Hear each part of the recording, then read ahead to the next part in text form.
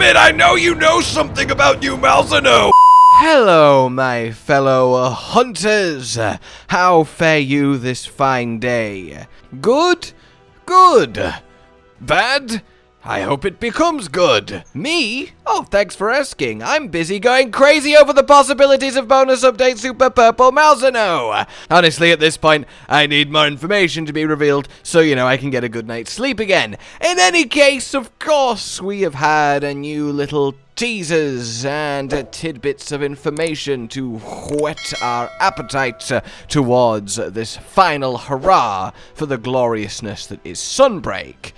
Along with that, there is a couple further thoughts that might help explain, and in fact predict, what is going on with our new souped-up Malzeno, his pure white and purple form, his slightly exaggerated claws, and slightly changed features. Let's get to that in a moment. First and foremost then, hey everyone, as part of the upcoming bonus update, we'll add a new upgrade option for your armor via the Qurios Crafting feature. Suzuki, Sunbreak Master. Huh.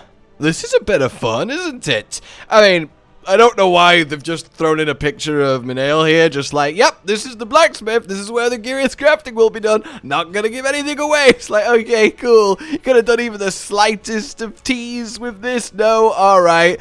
But that said, this is very intriguing to me, because as I sees it, there is only 3 options for this to, well, evolve into. The first and foremost, as we see with our Qurios Crafting, we have the general Qurios crafted up, we have the defense-specific focused Qurios crafted up, and then we have the skills-focused Qurios crafted up. So option 1, what's missing? Decoration focused Qurios crafting up. Like, I want to deliberately get bigger slots, give me that, please, thank you. That would make sense, then we can specifically target every aspect of a piece of armor, but it's also a little bit kinda boring. So, I would imagine it might be a little bit more, this is the final challenge, the game is done now, here's something powerful, go crazy. And that powerful to me might well be, what if now, in the final bonus update, we can just specifically target a skill? What if we get the curious melding of crafting, where we can just choose from a list the curious skill we'd like to roll, and we can keep rolling that skill, or at least be a little bit more inclined towards it, and then we can keep trying till we get it in the way that we want, taking away the skill that we want, and have a lot more laser precision on actually min-maxing our sets, as opposed to just rolling and rolling and rolling and rolling and rolling forever, until you get a specific skill that you need to get, like Frostcraft for us greatsworders. That would be very useful and very welcome, and a worthy kind of, yeah, it's done, go crazy, make these powerful sets without much trouble, hunt to your heart's content, we'll see you in Monster Hunter 6, ta-ra. That is kind of good, but the hidden option 3 then is it's not actually a Qurios crafting option at all, it's an entirely extra layer of armor customization. That would be very interesting, obviously still under the umbrella of Qurios Crafting, but it's not just another slot on that list, it's another way of modifying it. Maybe instead of taking it away to expand on being able to target a skill, it's just literally, hey, add a skill to each piece, no cost, there we go, again, have fun and go crazy. So the options here really are exciting, but at minimum, right, we are essentially due for the souped up Qurios melding powerful version of Qurios Crafting. Now that we can get essentially every skill in the game, and I have a lot of faith that we will literally be able to get every skill on the game come the bonus update, we need a way to make it easier to get what you want, because there's just too much RNG involved in it now, and when there's no further updates to come, we don't really need to keep people on the hook playing, so we can just let everyone have fun, and that's my personal hope. So that's, the concrete news, and I'd love to know what your hope/take is on what our final layer of Qurios crafting power will be. But And now for something completely different. Yes, let's talk Malzeno theory on this variant. So, what I kind of like, and a lot of you guys mentioned this too, and again, it's awesome to see you theory and discuss the lore, and the comment section are an absolute, just beautiful place to be on these talks, so keep it up, you seriously awesome people.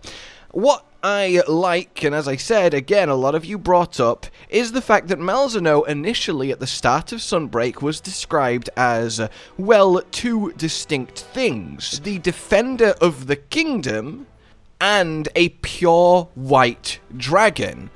And those two elements are both very important. Let's tackle pure white dragon first. That obviously matches with the white that we see in this variant form. It is distinctly clearer and crisper and covering a larger part of him than the current Malzeno whitey grey. And perhaps the purple again is his natural flush colour, not red as it is when Qurio influenced.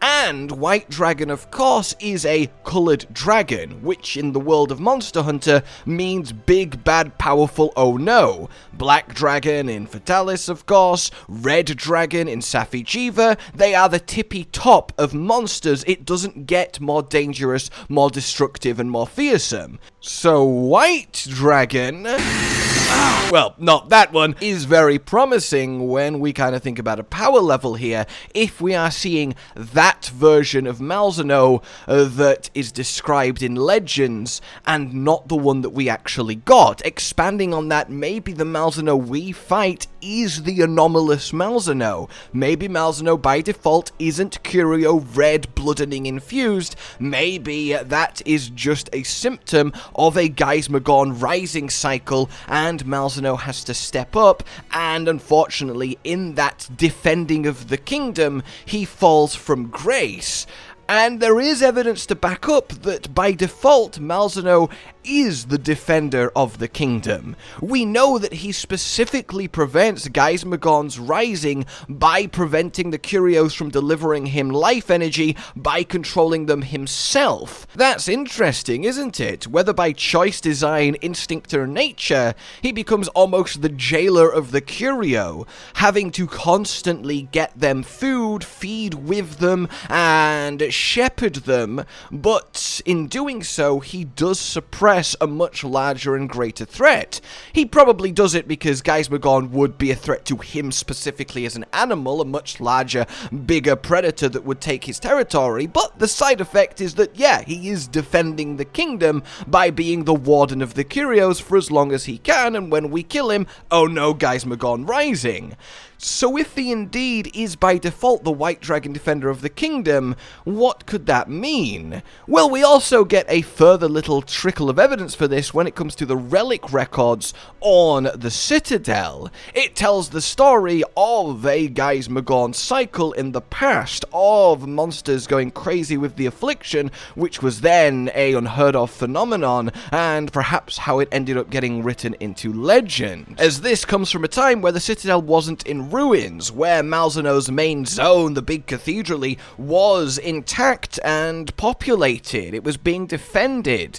But then the anomaly struck, monsters got aggressive, eventually climaxing in a full-on attack and assault, killing all of the guards, sending the people scattered to the winds, and Malzeno seemingly was at the head of it, Qurioed up and cementing himself as the danger, whereas perhaps the danger was something else entirely. I am the danger. And it would seem that even then, Malzeno has a capacity and drive to take on the Qurios, control them for himself, and in doing so suppress Geismagorn, as indeed this account doesn't mention anything of that level. There's no Archdemon of the Abyss. Perhaps it never got that far, because no one could defeat the Qurioed Malzeno, and thus Geismagorn was never allowed to actually rise from his hibernation. He only happened this time because, well, we're here, the hunter of legend, the fierce, and we were able to beat Malzeno, which caused much worse things to happen.